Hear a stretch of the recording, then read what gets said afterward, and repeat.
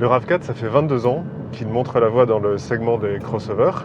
La seule différence, c'est que depuis, il a été rejoint par plein de petits copains, et notamment ces dernières années, puisqu'il y a un vrai engouement pour le segment. Et la 4e génération du RAV4, l'actuelle, subit maintenant un restylage et reçoit simultanément une version hybride.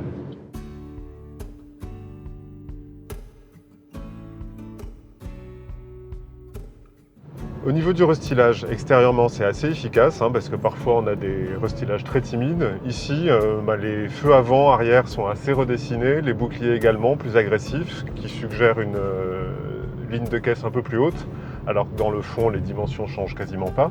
Donc extérieurement c'est efficace, intérieurement, petite modification aussi, on a des nouveaux revêtements au niveau des contreportes, de la planche de bord, pour une qualité perçue un peu en hausse.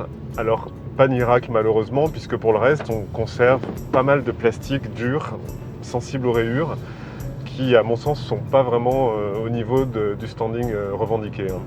Pas mal de nouvelles technologies également dans les équipements de ce RAV4, puisqu'il peut recevoir beaucoup d'aide à la conduite, le fameux Toyota Safety Sense qui permet de détecter les piétons, de prévenir les collisions, etc., etc.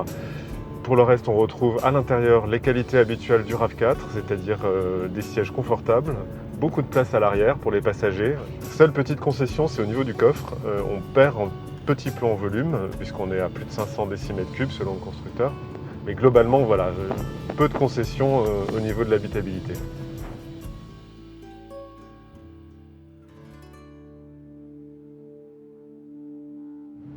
Au niveau de la mécanique, alors grosse nouveauté évidemment, c'est l'hybride. Comme pas mal d'autres modèles dans la gamme, le RAV4 se convertit à l'hybride et il reçoit pour l'occasion une mécanique de 197 chevaux cumulés, moteur thermique plus électrique. C'est une mécanique qu'on a déjà vue chez son cousin, le Lexus NX300H. Pour ceux qui connaissent les Prius et l'effet un peu d'emballement du moteur thermique à l'accélération, l'effet est ici un peu atténué. En ville, à basse vitesse, le système hybride, c'est vraiment sympa. C'est vraiment là qu'on apprécie le plus les atouts de cette version, c'est-à-dire on roule sur un filet de gaz, voire 100% électrique quand c'est possible, en ayant le pied très léger.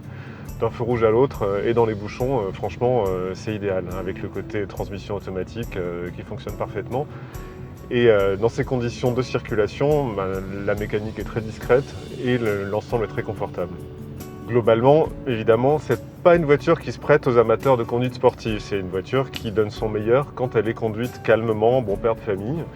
Moyennant quoi, évidemment, pour un moteur essence de 197 chevaux, nous, sur notre parcours, on a réussi à consommer en moyenne moins de 6,5 litres au 100 km, ce qui est une prouesse. Et c'est ça le vrai point fort de ce RAV4.